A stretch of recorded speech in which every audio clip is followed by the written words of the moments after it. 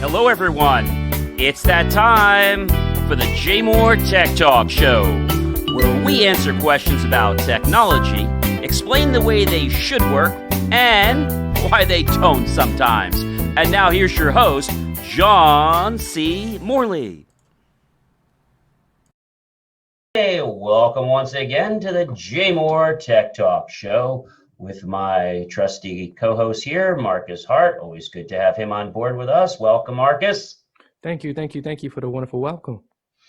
So we have another great show tonight. First of all, a little bit of news. Do you hear what they're doing with Uber?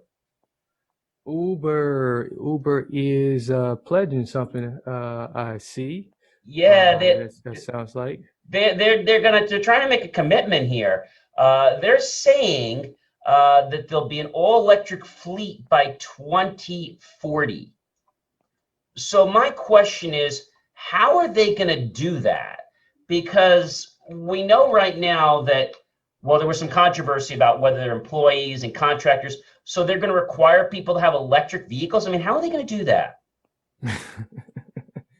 Yeah, so it sounds like they're, either you're going to have a electric vehicle or you're going to have to go buy one.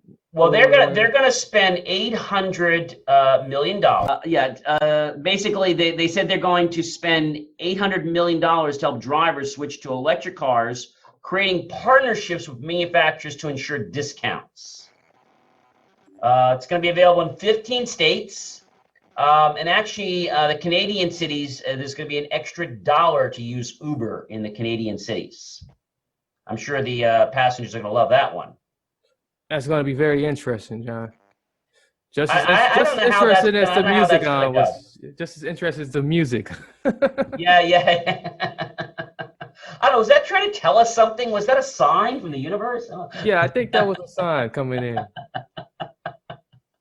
Yeah, it's that time. I mean, I know people are looking about going electric cars, but I don't know. I just feel that.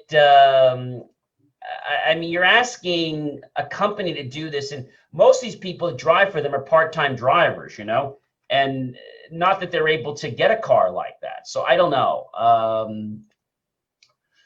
It's going to be interesting, but we'll keep following the news stories on that as they emerge.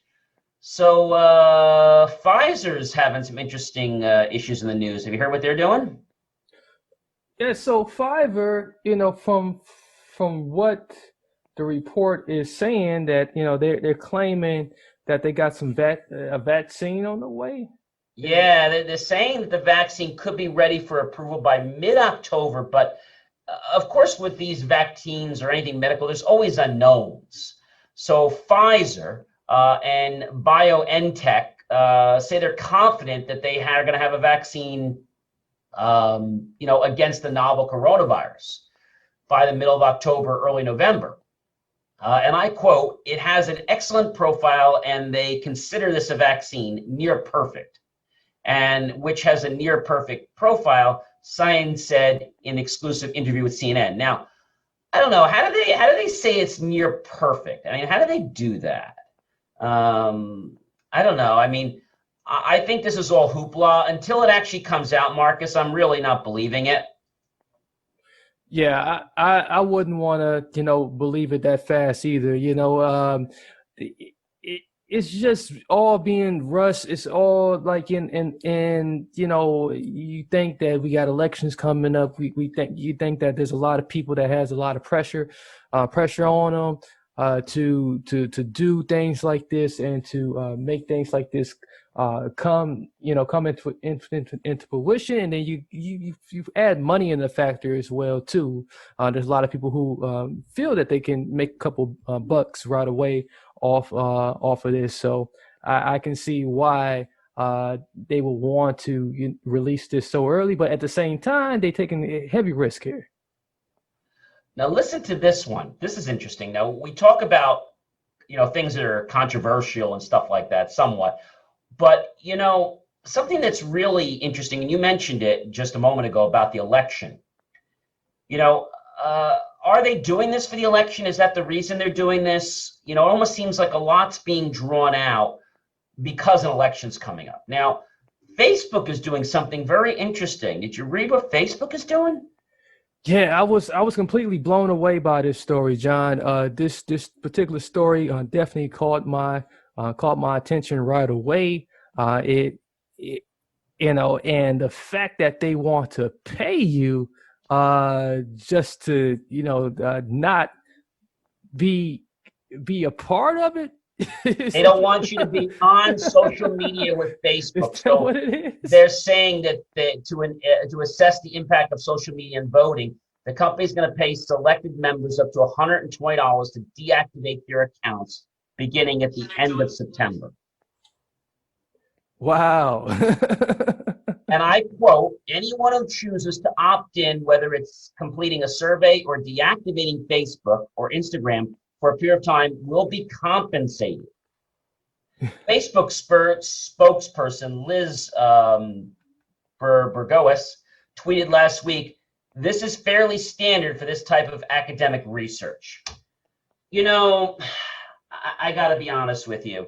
I feel that Facebook, what they're doing, and I've had a personal account and business account to deal with them. And I just feel, I don't know if you know this, but a lot of the people that, they have like these Facebook marketing people, and they're actually not Facebook. They're actually subbed out people from Accenture, which are consultants. And all these people get you to do, Marcus, is they get you to feel nice and get you to spend more money. Absolutely. and really, they don't know squat is a nice way of saying it, but I'd like to say some other words.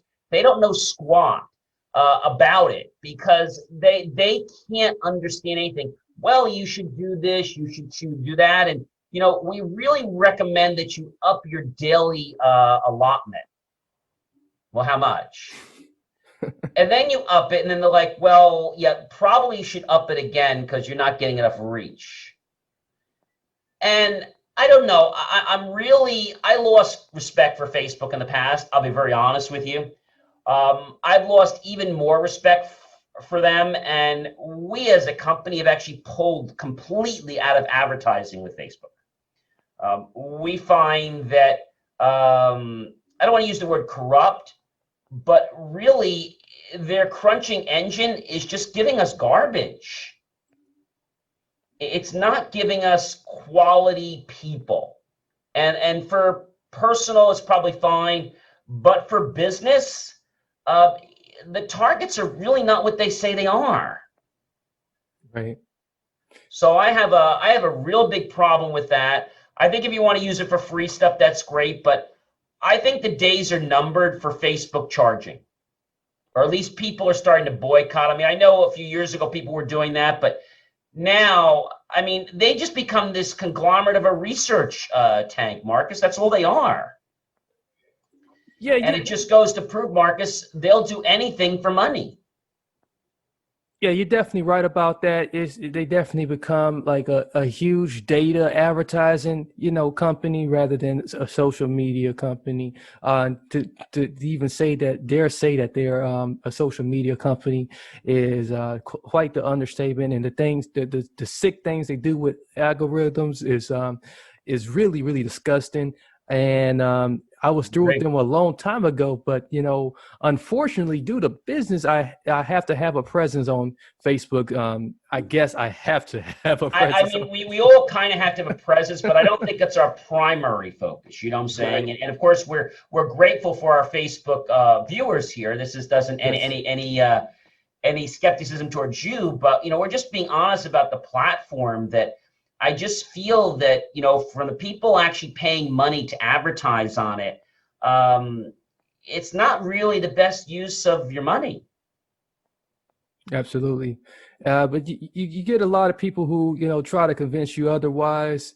And, yes. And try to get you to spend your money to make you think that, like, hey, the Facebook is the best thing in the world, and everybody should be spending exactly, there. Marcus. And so a couple of years ago, a lot of us were probably disgusted with Facebook, I'm sure, and they came up with this program called the Facebook Marketing Program. And the way it works is if you spend enough money, then you're invited to participate. Sounds like a great idea. Okay. Sounds like they're going to help you and all this stuff. And you stay with somebody for 30 days. And then if they don't work, you move on to somebody else. And as long as they're keeping you spending money, you're still in the program. Right. And I just feel that this company, Accenture, Yeah. I mean, I've never had a lot of respect for Accenture. I'll be honest with you. Yeah. They don't treat people very well. This is from people that I've known that have worked there. The consultants, they burn them out, Marcus. They don't give them their true value. They don't treat people like people. They treat them like objects and commodities. Absolutely. And I just feel that, you got to respect people. I mean, yes, you can get the money out of it, but, if you don't treat people the way they need to be treated, it's going to come back and bite you. And I'm just a little disappointed with Facebook and where they're going. So I know we're definitely pulling our funds out of Facebook from the marketing perspective. We're still going to use them for free, but we're not investing 1 cent in Facebook. But on other news, Windows 10 and Windows 7, some people are saying, with Windows 10 and Windows 7, that, Windows 10 is very buggy. Windows 10 is not a bad operating system. But, no operating system, Marcus, doesn't have problems, right? Right. It seems that whenever, Microsoft rolls out the new update, I always just say it was like I think it was either update Tuesday and patch Thursday. Patch Thursday was inevitable. Right. So I don't know, as you probably expect, and maybe you've seen some concepts out there that are saying that, they love Windows 7. It's the modern makeover for the new tile-free start menu. But they're basically right now, the Windows 7 2020 edition is where they're looking at things. And because you remember Windows 7 had gone, so are they coming back to a new Windows 7 to replace the Windows 10? That seems like we're going backwards. Yeah, it's going to feel quite strange, and why not just advance what you are currently got and just improve what you currently got? It seems like they roll out an update, like you said, every couple of weeks or so, and to say you want to reimagine or come up or tease us with a concept. It's kind of preposterous, but I don't know if there's some type of group rallying around this and putting some pressure on Microsoft to get this done, or what do you think it is, John? I'm just curious. I think, to be honest with you, I think it's money. I mean, right now, Microsoft has been the cash cow for a while, right? And I think people are starting to really not want to fork more money over. And I think that's what's happening is that as we're starting to see this, like Windows 7, it's no longer supported, but people are still trying to use it, okay? So I think what they're trying to do is they're trying to get Microsoft to develop a new version. If it's an 11, a 12, who knows what it's going to be, right? To look more like 7. But again, I think that's taking a step backwards. But I think it's just another ploy on the American people to say, look, you need to update your system. Yeah. I just think it's a marketing tactic. Microsoft's kind of not making money right now. We all know they're hurting with their stores. They're now, by the way, going to start charging for tech support. Wow. No more free support at the Microsoft stores anymore when they reopen, I think in July or whatever that's going to happen. Yeah, you could have seen that one coming, and it seemed like it was right around the corner, coming right at you. Especially with just the disappointments they have seen already, trying to compete with the likes of Apple. Well, yeah, exactly. I mean, you go to an Apple store, do they offer you a Diet Coke or a Coke or a water or a snack? No. No. They're quick to take your money. You go to Verizon, okay, maybe they give you a water or something, maybe, but not even all the time. Right. Yeah, you're going to these stores now, and Microsoft's now was always doing the water bottle with a soda. I mean, they're trying to appear, I don't know, I guess better than they are. Yeah. Why don't they just focus on doing what they do right? I think, Marcus, too many companies out there try to focus on doing things that they're not good at. Focus on what you do well and just stick to it. Don't get in everybody else's compartments. Don't try to be like other companies. You're right. You're right about that. There's definitely a lot of originality. Because it's quite evident with with going back that you're gonna try to do a quick throwback on something you had just a few years ago. So so you just say you're gonna phase it out, and now you're gonna try to do a marketing ploy to bring it back. Quote unquote bring it back, and it's quite despicable. So. I like what you're honing in on, John. You're really showing some expertise here in this field here. Thank you. And I'm always appreciating our viewers listening. But speaking about listening, I've been a Bose fan for a long time. And the new Bose Quiet Comfort earbuds are coming out, and they're going to challenge the EarPod Pro now. That's what's happening. And this launch is official. These new earbuds, you can pre-order them for $279.99. They're launching newer versions of their audio sunglasses for $249.95. Maybe we'll have to ask Bose to send us a pair, and we can do an unboxing. I don't think I want to spend the money, but I'd be happy to do an unboxing if they send them to us. So, Bose, if you're listening, we'd be happy to do an unboxing and a review of your new product. I feel that the new alternative, which is the AirPod Pro, Bose Quiet Comfort, the launching of the video for the new noise cancellation True Technology. I mean, they're getting a lot of people run for the money. We're not hearing about Sennheiser. And I've always believed, from getting on a plane or whatever it is, we're not hearing about Sennheiser. Right. I always felt that Sennheiser was the best. They're not the cheapest. And they weren't always the best for sound quality, but they were very good when it came to noise canceling headphones. I still remember getting on a plane and putting those suckers in my ear, and I didn't hear anything but the music I was playing, and I thought they were great. Now at the time, those suckers were over $250. So again, I think this is. Look at the stylish case now they're doing, and the colors. Oh yeah, I love the color. I'm just looking at the color right now, and it's like quite attractive. Like a teal. It's very attractive. It has the little simple Bluetooth pairing button. They made the case. The case is probably just as much as the earphones. I mean, they made a very expensive case because the technology that pairs it is actually in the case. So it works from the case. Oh man, you know what? That added feature right there kind of makes it really worthwhile. That kind of gets you excited. The color. It does. But do you want to spend almost $300 for that?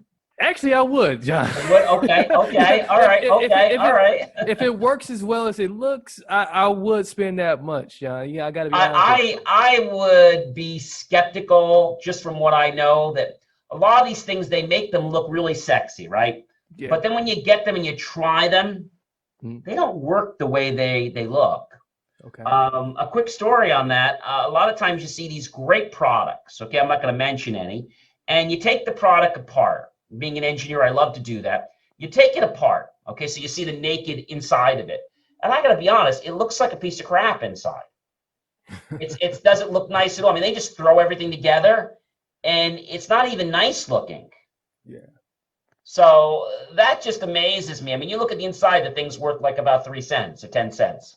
So when you look at the inside of a product, I mean, they put a lot of energy, time, and marketing and dollars into making this look very sleek and sexy. I mean, just the way they put the Bose logo on there. And we know Bose has been around for a long time, but the Bose have been waiting not so patiently for the company to release this new delayed next generation of the true wireless earbuds. Because the earbuds they had in the past were okay, but they weren't really true wireless. They kind of were. Yeah. So this is supposed to help them out a little bit. And the new true wireless models, you probably remember last year was the 500. They had a push to the sports earbuds. They were going for the sports enthusiasts. and they really went for the United Kingdom. They didn't really go for the U.S. Yeah. Now it looks like they're trying to target the U.S. with this. Yeah, I'll say, especially, this will definitely be something the kids will be quite interested in, with the color edition here. And what's the running price on these that they can pre-order at? Well, the originals, basically, if you go to get this without the sunglass model, the original version was actually slotted at $199.99. Now the launch for the pre-order for this particular one is said with the audio sunglasses is going to be $249.95 plus tax. So notice what they're calling it. They're calling it the audio sunglasses. Now, they're not actually sunglasses though. See the play on that? Yeah. That's interesting. It's a very interesting thing. It looks like what they're trying to do, actually the one that they show you actually is not the sunglasses. They call it the sunglasses, but then they have a link to another one. And these are supposed to be, a very sexy pair of glasses. And now they have basically the earphone on the side of the glasses. I don't know. High performance sports. So they have a separate model. They have the one here, which is the Quiet Comfort earbuds that are going to challenge the AirPods. Okay, AirPods Pro. Okay, that's what they have, and that one there is supposed to come out right now of $279.95. Okay, the new version of the audio sunglasses are going to come out at $249.95. I don't know. I just feel that, people sometimes damage their glasses. And if you're paying that price for a glass, you have to say to yourself, I know, when I buy a pair of Ray-Bans or whatever, they're more than that. So you're got to be giving up quality, right? Something. I just don't feel they can pack in the quality of a good pair of, let's say, they don't even say if they're UV. Okay. They don't even talk about that. They just say that they are Bose frames, produce a sound you'd never expect from sunglasses, with options available from sports and fashion. So I don't know. I mean, they don't say anything about the type of. They say nothing about the type of glasses you're getting. Whether they're UV, whether they're polarized, they don't say squat. Absolutely. It leaves a lot to be desired there, unfortunately. So I don't know if I would just trust it on that description. I think there's something missing. But so as they drive on to the future, and speaking about driving, GM is about to build an all-electric pickup truck. What do you think of that?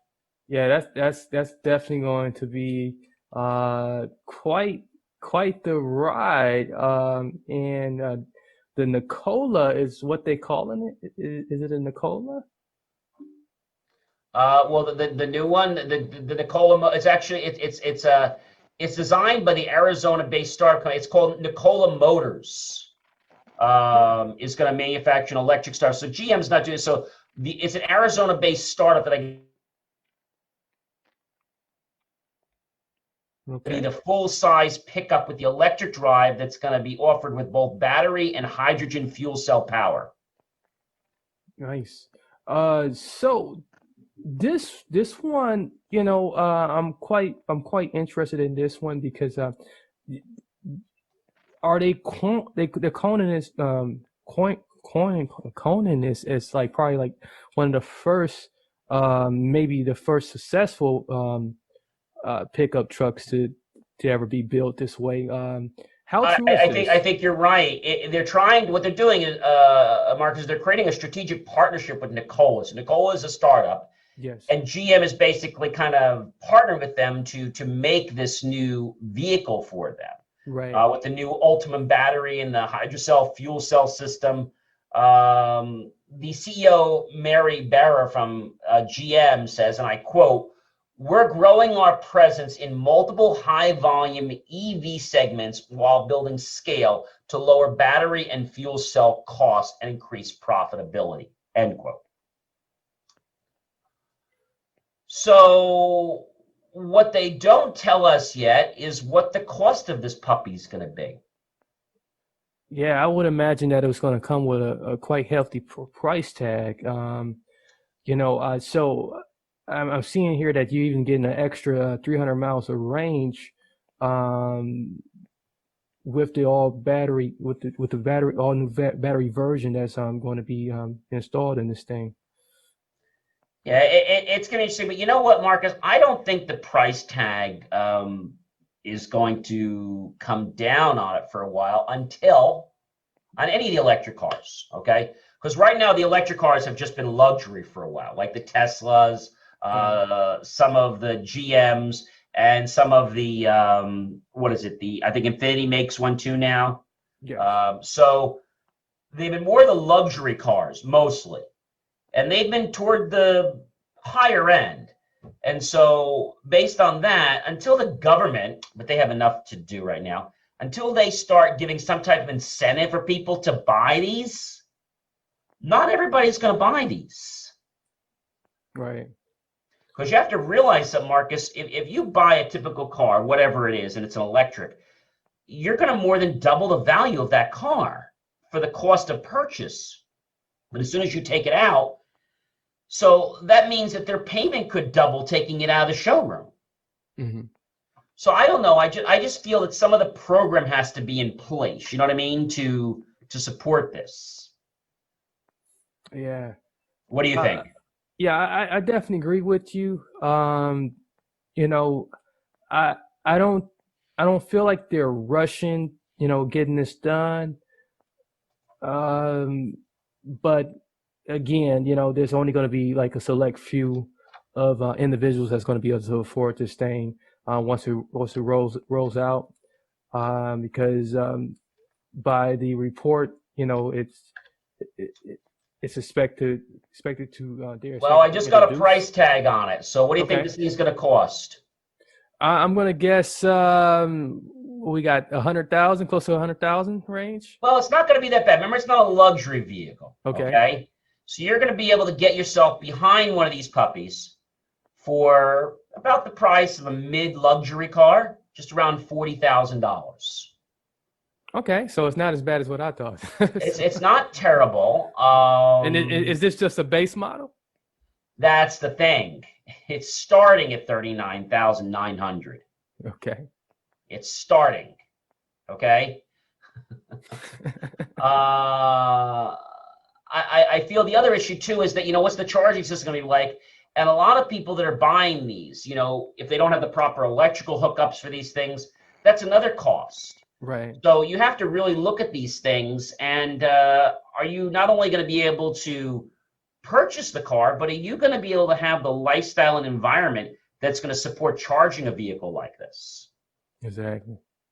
So I think that's going to be interesting. But we got some other new news. You remember our friends over at, well, we talked about a lot of our friends, but one of our friends, we talked about drones, but drones are doing something a little interesting. Last time we talked about Amazon with the drone delivery, but drones are actually finding signs of Native American great settlement beneath a Kansas pasture. Wow, say it's not so.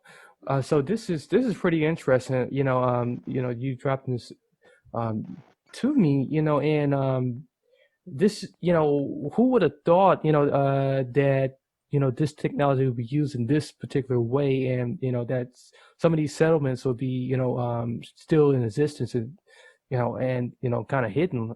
They're going to basically, what they're going to do in English is they're going to have these drones fly over. Okay, basically the Kansas cattle ranch. Okay, and they're going to be detecting buried remnants of horseshoe-shaped ditches made more than 400 years ago by ancestors.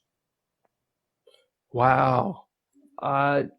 So so explain to us, a little bit, about, why, the use of the drones was crucial in this, and why, they decided to go this route rather than by foot.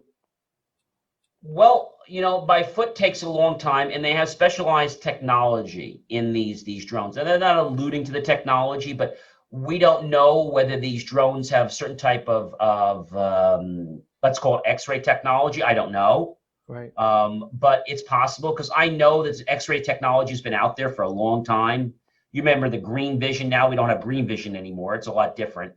And this stuff which you think that's only pipe dreams or in books, it exists. It's in the military. And I have to be guessing that they're probably going to be using technology like that to be able to detect, because how else are they going to know? They have to use some type of X-ray technology, right? And they're going to be flying. They're flying over. They're not digging. So that's what they're using. And I don't, they don't say it, but I just have a hunch the military or the government's involved with this. Yeah, it would definitely make a lot of sense, that this level of technology is able to detect so much, and just glancing at the article, there's been previous discoveries of, like, some very precious materials and some exotic materials. These, and I'm just wondering, wow, they might have been circling around this site for quite some time here. Well, anthropology's always been something for a while, and the UK has been doing this, and I think this is kind of where this might have got its wings from, is the United Kingdom, because they were doing some similar things over there. Not so much for anthropology, but I think when they start to realize that, when you do something with a drone, you can repeat a process hundreds, millions of times. If a human were to do that, it takes lots of man hours, and they also need lots of sleep, rest, and food. A drone just needs some power, Right. Which is, with the way they're doing it, these drones can fly a very long time. Exactly. Yeah. So speaking of which, there, about what robots are doing. You also, brought up something else about a tiny robot, that's doing something. Oh yeah, yeah. We've actually got there's a tiny robot, and it's doing something interesting. So we always hear about robots and how they're trying to find things and how they're trying to solve the world's problems and things like that. But we're hearing something very interesting. This tiny robot, okay, is pretty amazing. And this tiny robot actually gives sick kids a chance to get up close and personal with zoo animals. I think that's pretty remarkable. So these immunodeficient kids, they can't just go around the world like you or I can, unfortunately. But they send a robot, and it's like, they call it a telepresence robot.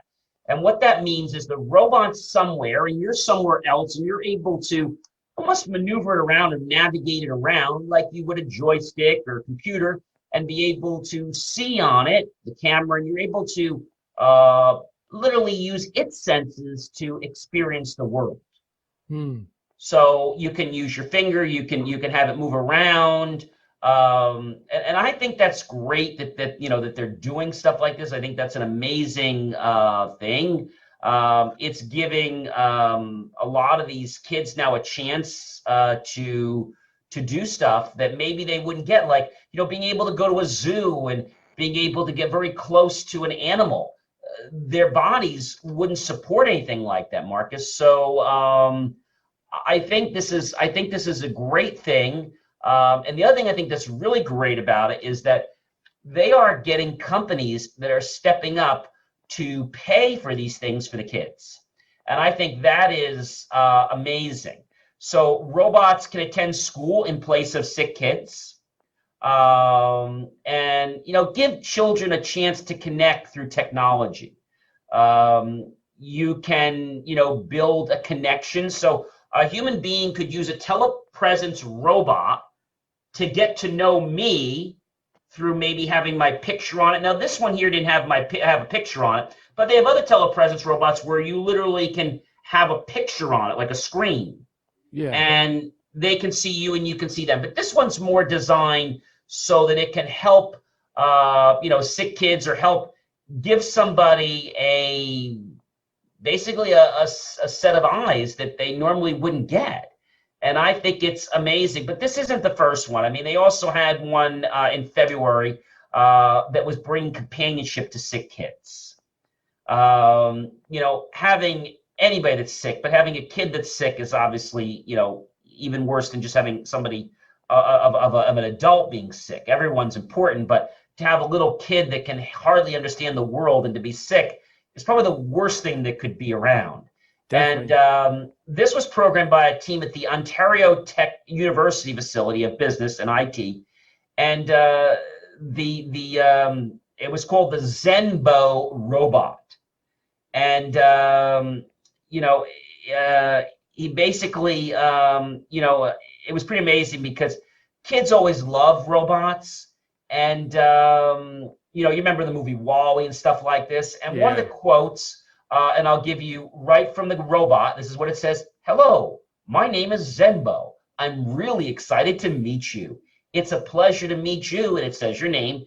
"Thank you for having me here." And then, "So I heard you're in whatever grade that was." "So that's so cool. I hope we have fun today. I want to be your new buddy. Do you want to hear a joke?" This reminds me of a robot that was around a long time ago. I think I might have mentioned you once before. It was called the Phoebe, or the Phoebe. The one in the grocery store? No, this was it was on a program called Silver Spoons. Okay. And it was really big. It oftentimes would show up to like Tavern on the Green, and it was a huge robot, but it was very friendly. It was huge though. I mean, the robot's base was as big as a typical executive desk. Okay, and although it could move around, that wasn't really its goal. Right. So, I think this is kind of a play on that, because technology obviously can be made smaller. I mean, we remember just like in computers, we had vacuum tubes that would take up a whole room, and then we went down to something the size of maybe a room, and then we went down from a room all the way down to something the size of something that fits on a desk. So, we're obviously making a lot of discoveries. And another quote I want to give about the Zenbo is, "One of the things we're working on is creating artificial empathy. So the robot gets to empathize with human, learn their moods based on the vocal and body language." Martin said, even by the choice of words, they should know how the human is feeling and then try and help the human in the best possible way. You know what I would love to do? I would love to see if maybe we can get Zenbo, the developers of Zenbo, to come on one of our next shows. I think that if he'd be here, they would be a great guest, just to learn, what went into that robot, how it works. But to be able to empathize, I always say that a robot can't do a couple things. A robot can't love somebody. A robot can't empathize.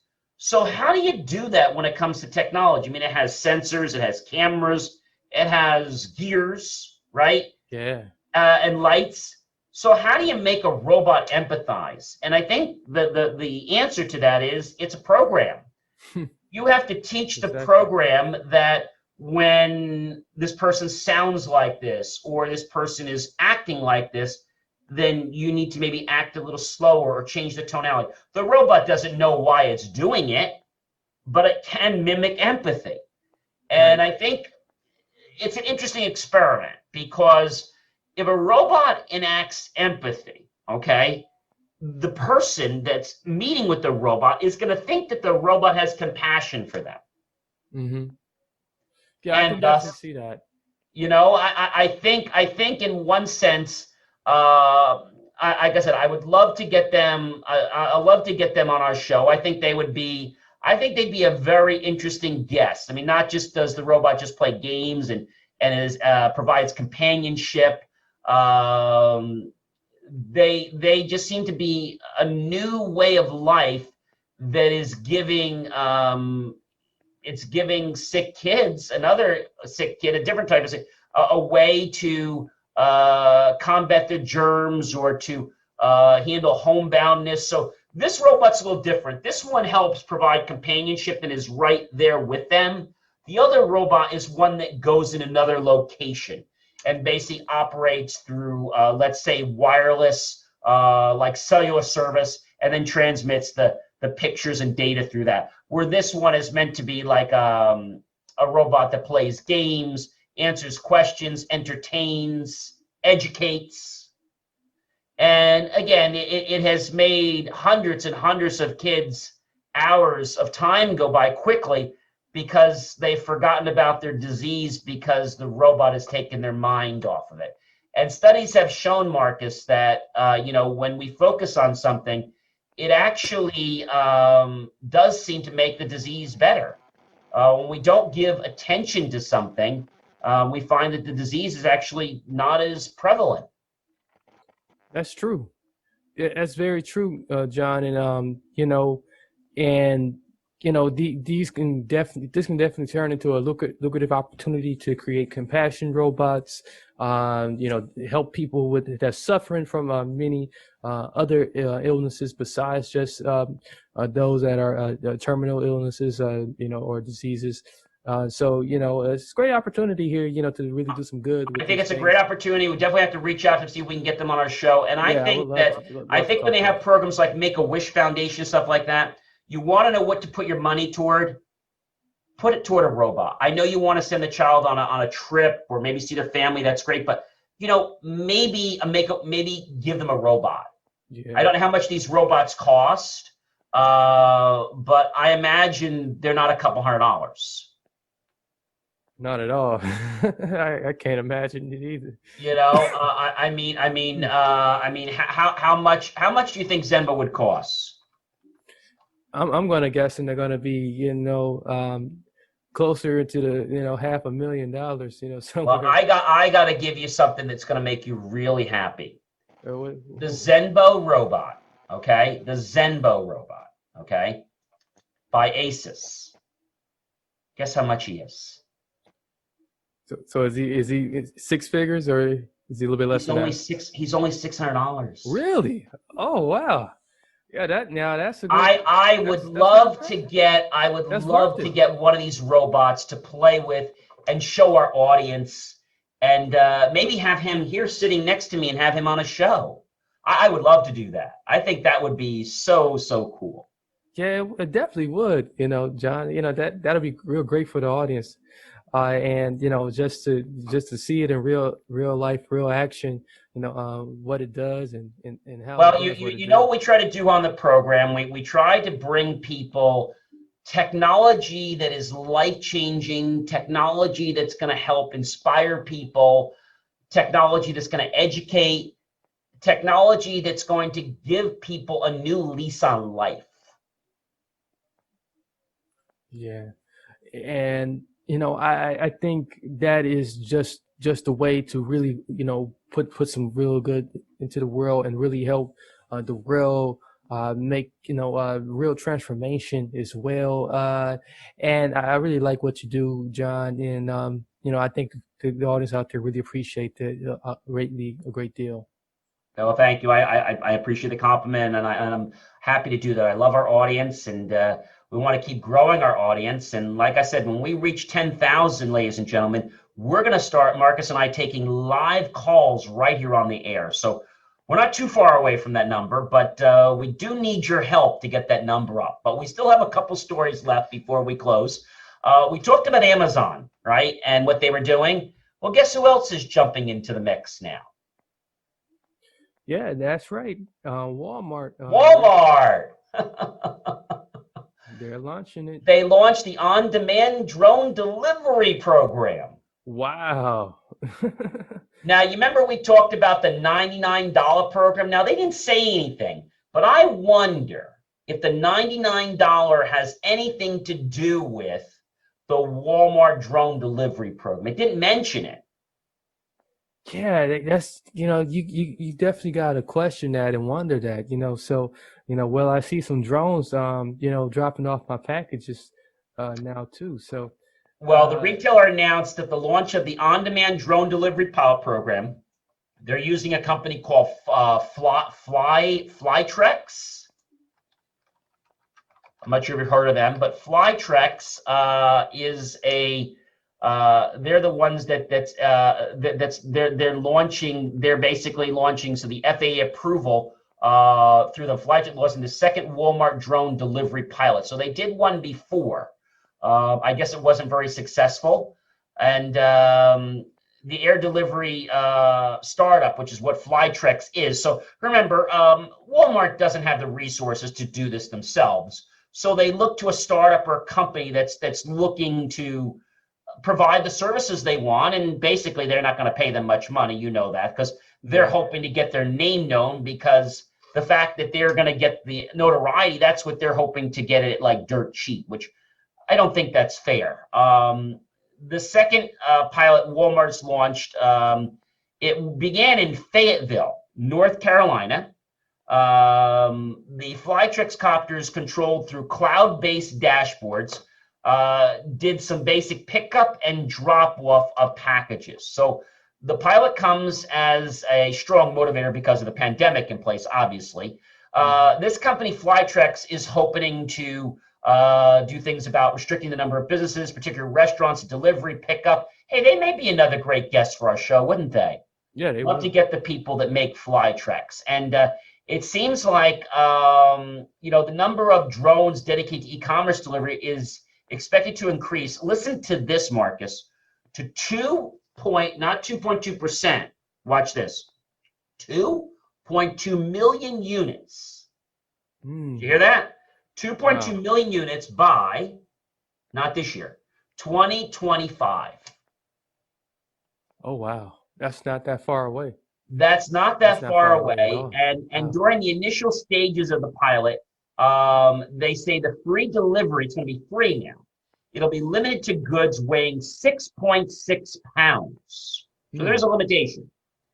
And they're only going to be offering it to households that have opted into the service.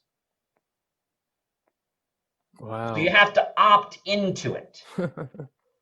So it says it is free for now, I guess. Flytrex drones are going to make drop-offs directly in the backyards via this little tether cord. They're basically going to not even come close to the property. They're going to stay very far away, and they're going to have a release mechanism that's going to basically let go of the Walmart bag, if you will. It's going to unreel the table at about 80 feet from the air. That's a lot, you know what I'm saying? That's kind of high. Yeah, so it's going to stay 80 feet above your property, and it's going to hoist a line down to the ground. Yeah. So this is an interesting thing. We definitely want to keep an eye on Flytrex. And again, they are falling under the FAA's guidelines, because you do have to get permission for this. And last year, Walmart filed 2 patents for systems that would help ensure safe drone delivery and package drop-off, including a landing platform with an automated trapdoor. So remember I told you they had a startup, but Walmart is now, they didn't develop it, but it seems like they're going to take credit, because if they filed the patents for it, do you know what I'm saying? My fear is I hope they don't put this company out of business. Right. Because Walmart's known for doing that. They just suck people dry, and they get what they need, and they kick everybody to the curb. Yeah. I have a problem with that. So Flytrex's latest deployment comes after the company's on-demand drone delivery service in Rushlick, Iceland. And Flytrex established its first partnership with what they call Ease Drones. That's what and these are pretty big drones. I mean, these are not small guys. This is not something you're going to find on Amazon. Okay, these are. I mean, maybe they'll be delivering for Amazon, but these things are big.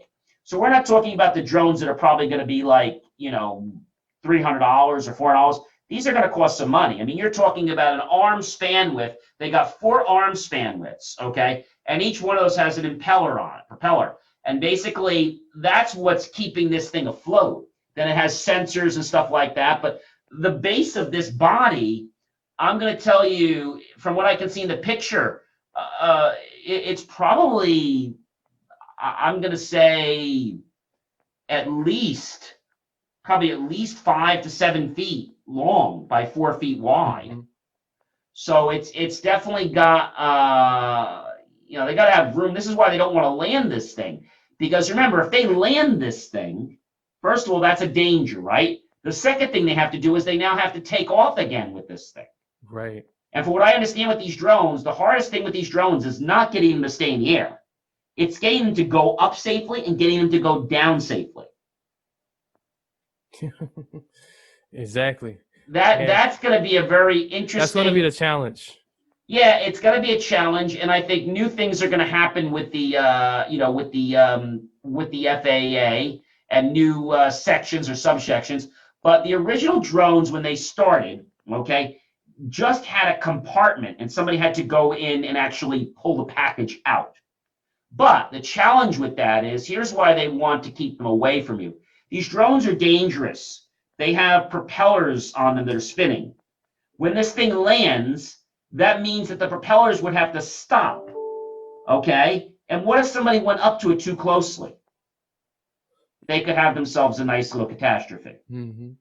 So I like the idea of the release cord. I think that's a great idea.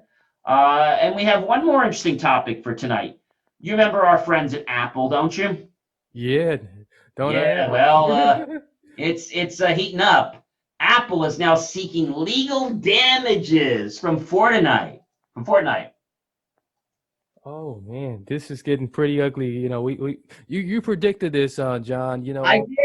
I said that this is going to become that. You can't go play in a big boy's pen and not expect to get burned, or play in a big lion's cave and not expect to get attacked. I mean, we're laughing here, but the company behind this huge popular game, Fortnite, suing Google after, if you guys remember, for those of you that weren't on our show or didn't watch that episode, they actually were charging a certain amount of money to buy these bucks. Okay, and this is what Fortnite they sell what they call V-Bucks. And they seem like they're harmless, but they charge real dollars out of your pocket on your Apple Wallet. And it's actually found to be, I think it was like 20 or 30%. It's $9.99 if you buy through the Apple Store, okay, for a V-Buck. And the same V-Buck transaction will cost $7.99 on a PC. Right. So Epic, which is actually the conglomerate of the company, Fortnite, that's the company, argue that it must charge consumers and they must pay the higher prices on Apple and Google devices in its suit. This is what Epic argued. This is the Epic challenge. Epic was based in North Carolina and is wielding a hugely successful free-to-play online game. So, the Epic game is what's now trying to beat this from Fortnite, which I think is a problem. Mm-hmm. They said that they must charge and consumers must pay it. The higher prices on Apple and Google devices and the suit. Apple says, and I quote, they set unreasonable restraints over in-app payments. Apple has become what it's once railed against. Innovation. This was quite, this is quite astonishing, John. And, and once again, it just serves, how much, you are truly, the expert and, truly, got the insight on this. And, we should have just listened to you. Yeah, if you're using this application, I mean, use it on your PC, don't use it on your phone but so they're working, they are taking the money outside. The thing I want you to be aware of is if you have children and they're playing this game, the game is not free. So when they're buying these V-Bucks, they're coming out of your wallet. And my biggest concern is I think they need to make it very clear that it's actually doing a transaction. I think sometimes kids don't understand pretend versus reality. Right. And I think game makers do this on purpose, Marcus, Yeah. because if they create this false world, they even do this to adults sometimes, and they feel that they're in this false world, well, then I guess it's okay because it's really not $100. It's just 100 whatever. Mm-hmm. But when you look at your wallet and you suddenly spend $1,000 on buying clothes and buying all this other nonsense, it's a problem. Mm-hmm. So Apple's event on September 15th. So I just want to let you know, don't look for a new iPhone just yet. They're not ready.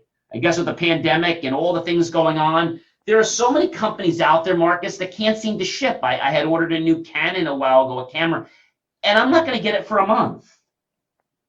Yeah. They make you pay for the thing up front, right? And it's on back order. I think that the companies need to just get what's going on, and they need to get their stuff together, really. Xbox, Microsoft is going to release details on a lower-priced all-digital video game on November 10th, so they can suck up more money from you. But one thing I want to let you know is that Apple argues its counterclaim that the App Store benefits consumers and developers alike. Yeah, tell me another one. So while Epic, and I quote, and the CEO take issues with the terms on which Apple has since 2008 provided App Store so wonderfully, yeah, it's not for free, to all developers, this does not provide coverage for Epic, they say, or reason to breach the binding contract or dupe a long-time business partnership. Pocketing commissions that are rightfully belonging to Apple, and then asking the court to take a judicial sledgehammer to one of the 21st century most innovative business platforms simply because it does not maximize Epic's revenue. The filing says Apple looks forward to defending against Epic's baseless claims. I think that is pure rubbish and nonsense. Apple is saying, well, gee, you know, we're here and we're providing a platform and we're so revolutionary that, you know, you should just be kissing our feet because, you know, we're allowing you, to be on our platform. You have to pay a fee to become a developer. And they nail you for 30%. That's a lot, Marcus. Yeah, it is. It's really So criminal in a sense. I feel what's going to probably happen, I mean, I could be wrong, but I think what's going to happen is the judge is going to look at this and he's going to say, you know, Apple does have a monopoly on the market, right? We can agree with that. Apple and Google, all right?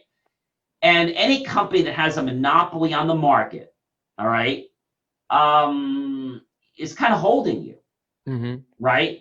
So now that they're using this platform, okay, I mean, what I think should almost happen, what could happen is one of two things. Either Fortnite builds their own mobile thing where you just go to Fortnite.com and you just download it, okay?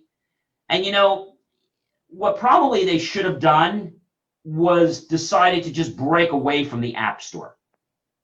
You know what I'm saying? Yeah, I agree with you. I think they should have broke away from the App Store and said, you know what? The heck with them. We're just going to build our own thing. Don't say anything to anybody and just build our own thing. And nobody can say anything because they can't take the money from the website. You know what I'm saying? So in one sense, I have to say that Epic is wrong because they should have been smart enough to develop their own mobile if they have this many users. You know what I'm saying? It would have been very easy to do that. I do think in the same breath that Epic has one leg to stand on.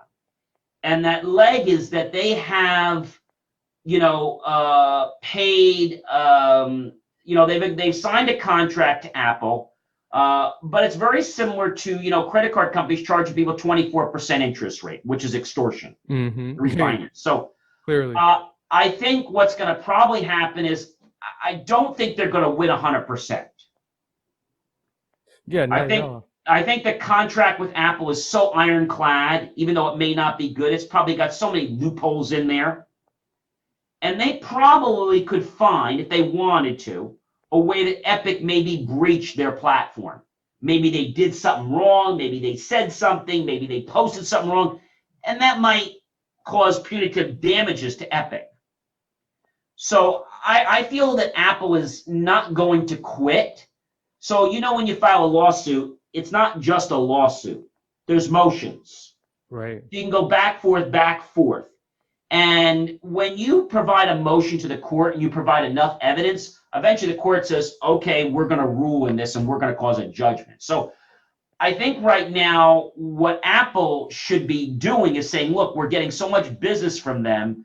They probably should have went to them and said, hey, look, we're both benefiting from this. 30% is a lot, but you know what? Why don't we meet in the middle and do 15%? That's what they should do. But we know that Apple, Google, all these big mammoths, they're not reasonable, Marcus. Even Amazon, right? They're not reasonable. Yeah, they obviously want every, tooth, nail, and hair thread that, it's possibly available. And this reminds me, when you go to a court, whether it's a regular court or it's a divorce court, yeah. When you want too much, right? Right. I feel the judge is going to rule against you. Yeah, absolutely. I feel that these people are being petty. I think right now, two ways this could end is say, look, we've gotten our whatever period. Apple could say, look, we're willing to drop the charges against you, but we're going to ban you from the app. Now, they already said they were going to ban them from the App Store. They already said that, right? Right. So my thing is, why did they have to go back and try to chastise that with Apple? Why didn't they just say, okay, screw it? Why didn't they just go make a platform? I mean, they have enough users, right? Right. Is Apple the only way that they're getting No, because they're not finding about Fortnite through Apple. They know about it through Fortnite. Yeah, it's already a household name, and So I think that's the issue there. And the last thing that I feel is that if they, stay on the App Store, I think something has to be worked out. I think a new agreement has to be worked out. But then the question becomes, well, hey, does Apple have sliding scales? Suppose I do $1 million on the App Store. Well, then maybe I shouldn't pay 30% either. Maybe I should get to pay 15%. I think this is going to be turned into a class action lawsuit. Yeah, quite easily. So they better be careful with the waters they tread in here. But we're gonna keep on the skinny on the story. Don't worry. I don't think we're gonna get Apple, Google, or Fortnite to come on our channel. We'll invite them. Yeah, we'll make an attempt at it. We'll make an attempt at it because I think everybody has a chance to be heard, and we'll follow the story for you. But I just feel this is a sense where the developer is being too pig-headed. I feel that they are a developer, and really what it's coming down to is money. You see, the reason that they're relying on Apple, it's really simple. They don't have the infrastructure to manage the downloads for like the App Store does. They don't have it. So if they were to do this on their own web servers, it would cost them a lot of money to handle this. Absolutely. All right. But is that, I don't know how much money it's going to cost them. Is it going to cost them $1 million a month, $5,000? Is that little bit of that worth the fact that they could get sued? Is it really worth that, Marcus? No. I don't think it's. I mean, every time somebody goes to something, and you've known people probably too when they're younger, and they create what I call these frivolous lawsuits, right? You've heard of them before. Mm-hmm. And the thing about law, and I know because I did pre-law before I decided to do that, I didn't want to become an attorney anymore. I couldn't be a liar for a living, to be honest with you. I had to be somebody who was honest and an engineer, and I could go to bed at night and be happy with what I'm doing and to people. So that's why I didn't become an attorney. But I did have some some exposure to it, and I do like to argue points. But I think what I'm stating is that, when you make a claim about someone, whether you go into the police, the court, whatever, and you write a complaint about someone, the court takes your complaint as valid, takes it as valid. They say you're innocent until proven guilty. I don't actually think that's the case. I think you're guilty until proven innocent. When a complaint is filed against you, you basically have a mark against you, don't you? Somebody says, hey, you did this, or I caught you this, or you did this to me. Okay, great. Now you're going to court. Now it's costing you this. And now suddenly, if they just did a regular court, it becomes very simple. But then if it becomes more than civil, it becomes criminal. Then the state gets involved. And then usually what happens after that is the state realizes this is crazy, but they're still pursuing it. And they pursue it until the moment the defendant decides, you know what, this is frivolous. We're going to file a countersuit. And guess what happens? The state backs down. Oh, this is a grievance between two people. We're out of this.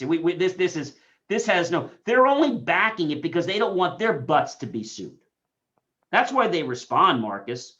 It's not because they want to deal frivolous lawsuits, but the court has said time and time again, if you waste our time with frivolous lawsuits, you will become penalized. But I know at least several people that have done it once, and it's because of their ego, Marcus. That's why they do it. It's because of their ego. They can't be wrong. They can't forgive somebody. And they just feel that they got to be better than somebody. And they come to what I call the adult playground, and they think it's there to handle a 5-year-old's problem. It's not. It's not the Geraldo Rivera show. It's not the Ricky Lake show. It's not any of those shows. It's not the Dr. Phil show. In fact, one of my friends that went to court, the guy said to us, your situation, this isn't the Dr. Phil show. You guys should handle this on your own. But when they bring it in front of the court, they have to handle it. If the parties don't dismiss it, they have to handle it, even though it's so stupid. And eventually, the court tries to poke holes in this case. But sometimes, Marcus, this can lead on for 6 months. I know my friends went over a year for this. And he was completely innocent. At the last moment, he decided to file a counterclaim. And once he did that, the state stepped down and said, you know what? We're out of it. And the other party says, well, what happened? Well, it's very simple. There's a counterclaim filed, so we're no longer involved. Well, what do you mean? Well, it looks like you got to get an attorney. So now you have an attorney and there's no other attorney. They're going to lose if they don't have an attorney. So now guess what happens, Marcus? They get pissed. Yeah. Because now they got to sign a retainer for $5,000 or $10,000. And this whole little stupid thing started all because the person had an ego trip and they wanted to prove that they were better. And that's what happens, unfortunately. 80% of most cases that go to court are not even valid. They're neighbor disputes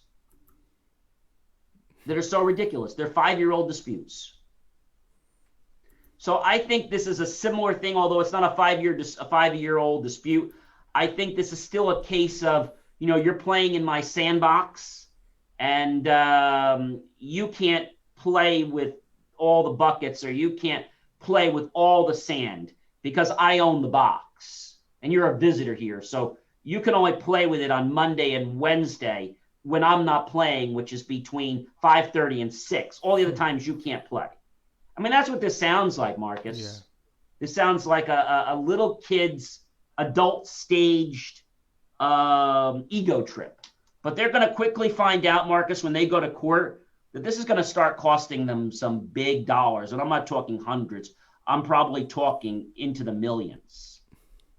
Yeah, absolutely. I can totally see that. And they better be careful here, So with that being said, John, just maybe just as we we get to we're running quite over here, a little bit here. What final things you just want to put in perspective I just want to put in perspective. Just tie everything together here. Yeah, to tie everything up. So, we always cover the technology for you, whether it's something that you put in your pocket, something you hang on the wall, something you type on, something you play with, something you have installed, or something you drive. The JMOR Tech Talk Show tries to connect with thought leaders that either have made a contribution to society with their technology, or have invented the technology, or are part of some unique process. And we explain that to our viewers of how that's going to shape. And we're working really hard to get you some great guests. We have some really great guests coming up in October you're not going to want to miss. We actually have a publicly traded company coming online. So we have some good guests coming. But before just as I close, first of all, if you have anybody that you feel has made a contribution to society, if they've been on a TED Talk show, or somebody that has made a technology contribution to society that's very meaningful, or maybe somebody that invented something or used a piece of technology in a way that's not usually meant for, reach out to us at the JMOR.com and go to the reach out us option and let us know that you have an idea for a show and maybe you'd like to be a guest. And if it makes sense, we'll set up a quick little interview with you, and we'll invite you to come on the show for a 5 to 15 minute segment where we ask you some educational non-sales questions to educate our viewers like you to learn about technology. And I think that's, what we are. We are a very upcoming channel, as you guys can see, with now close to 6,000 viewers and growing. We're an upcoming channel, but we're really here for you. We're here to explain technology and make IT easy so that it doesn't seem like something that's foreign or in another language. And if you have a product or you have a service that you'd like us to learn about, let us know. But if you have a product specifically and you'd like us to unbox it, contact us as well. We have an unboxing channel and we have a reviews channel. And we have some really great products we're actually going to be unboxing. I want to share with you. In the next couple of weeks, we're going to actually be unboxing a digital keyboard that you're going to actually be able to type on that's actually like a laser. So we have some really cool stuff. We have some fans that are coming out that are going to do time. And so there's some really cool stuff coming out. And we're going to explore them. We're going to poke holes in them if there are holes to be poked. If they're great, we're going to give the kudos. So again, reach out to us. I am John C. Morley, the engineer and entrepreneur here at the JMOR Connection and the host of the JMOR Tech Talk Show. And I thank you for joining us tonight and invite you to tell your friends, your colleagues, and your associates, because if you want the latest in technology and you want the truth about it, well, there's no other place you want to be than the JMOR Tech Talk Show right here. Okay, well, thank you, John, for that. And I just want to remind everybody that the month of September is Suicide Prevention Awareness Month, and so we have been displaying the National Suicide Prevention Lifeline. In recognition of that, that number is 1-800-273-TALK. 1-800-273-TALK. Do share that with someone. Share that around. Make sure you post it somewhere. So that number is readily available. Suicide is definitely a very serious thing. It's the 10th leading cause of death, according to CDC, Wow. in the United States. Marcus, I think that's amazing, and that's great what you're doing. And yeah, people definitely, if you know somebody or somebody's not talking and they normally talk a lot, recognize the signs. I was very fortunate when I got out of college to do suicide prevention counseling for a couple of call centers. And it's not an easy thing. So if somebody's going through this, the most important thing I want to share with you right now is just don't judge them. Just be an ear and listen to them. Get them the help they need, because if you judge them, they're going to shut down and you're going to lose that one opportunity. So just be a friend that's there to just listen. I like that, John. Thank you. The people so much needed to hear that. Thank you. We thank you again, John, and we thank everyone for listening and watching. John, you can let them know to see us next week. So. We'll see you next week right here on the same channel. But you can catch our replays, of course, online anytime if you missed any of this. Absolutely. Thank you for tuning in to the JMOR Weekly Technology Show, where we answer your questions about how technology is supposed to work and sometimes why you have challenges getting it to work that way. For more IT support and tips, just text IT support to 888-111. That's IT support to 888-111, and you'll get tips on technology. I'll see you next week right here on the JMOR Tech Talk Show. Remember, JMOR.com.